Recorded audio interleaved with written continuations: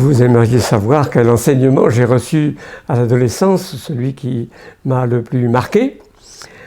Je pense que la figure dominante de ce point de vue-là, pour moi, a été celle de Jules Marcel Nicolle, qui était le directeur de l'Institut biblique de Nogent. À l'époque, il enseignait aussi à la faculté protestante d'Aix-en-Provence, faculté de théologie. Et il était très très proche de notre famille. Nos deux familles cultivent sur plusieurs générations une relation d'amitié chaleureuse. Et depuis le grand-père Nicolle, comme on l'appelait, qui était très proche de Rubens Sayens, mais entre mon père et Jules Marcel Nicolle, ensemble ils ont travaillé donc à l'Institut biblique de Nogent, ensemble ils avaient d'abord été étudiants à l'Institut biblique de Nogent ensemble. Jules Marcel Nicolle, je l'appelais oncle Marcel, et était vraiment très très proche. Et c'est avec lui que j'ai fait mon catéchisme, comme on dit.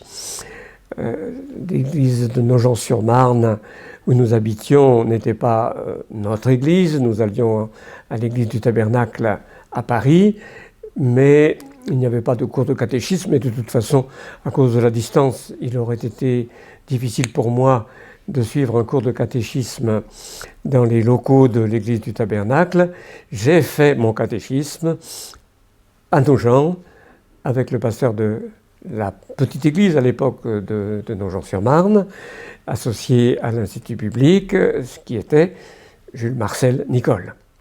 Et j'ai donc bénéficié de cet enseignement fondamental, très, très structurant. Jules Marcel Nicolle avait une mémoire phénoménale. Il avait engrangé des faits très, très nombreux. Il n'était pas spécialiste de tant de questions particulières, mais c'était une vue synthétique. Il n'aimait pas non plus la spéculation, donc c'était la vérité fondamentale, les vérités essentielles qu'il dispensait. Et j'ai beaucoup reçu de cet enseignement à ce moment-là. Un peu plus tard, alors est-ce que c'est encore l'adolescence? Oui, je pense, pendant la période qui a suivi mon baccalauréat, pendant les 2 ans où j'ai été étudiant, c'était mon état formel, étudiant à la Sorbonne, j'ai aussi fait le grec du Nouveau Testament à l'Institut de Nogent avec le professeur Jules Marcel Nicolle, ce qui m'a été d'un très, très grand prix pour toute la suite. Grâce à sa méthode, c'était aussi un cours de Nouveau Testament. Tous les exercices qu'il avait concoctés renvoyaient à des versets pris ici ou là dans les textes bibliques, et parfois avec quelques modifications pour que la difficulté ne soit pas trop grande pour les apprentis hellénisants, mais c'était une façon de s'approprier le texte du Nouveau Testament dans la langue originale que j'ai trouvé très précieuse, qui m'a été fort utile tout au long de ma vie d'étudiant d'abord et d'enseignant ensuite. Cela, c'est quelque chose que je dois à Jules Marcel Nicolle. Son exemple m'a aussi attiré, impressionné et m'a motivé pour essayer de faire du Nouveau Testament un objet de lecture quasi quotidienne, de lire le texte biblique pour mon moment de recueillement dans la langue originale. Et je n'ai certainement pas atteint le niveau d'aisance en grec de Jules Marcel Nicolle.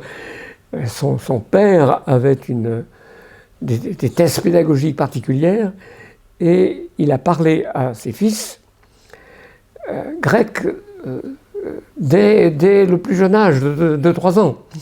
Donc c'est un peu comme une langue maternelle, ou en tout cas une langue paternelle, que Jules Marcel Nicolle avait appris le grec.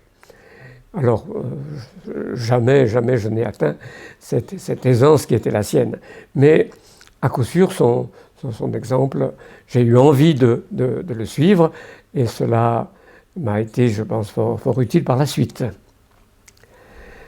L'orientation de Jules Massénicole en théologie était une orientation calviniste et baptiste, toujours modérée avec lui, mais ferme. Il ne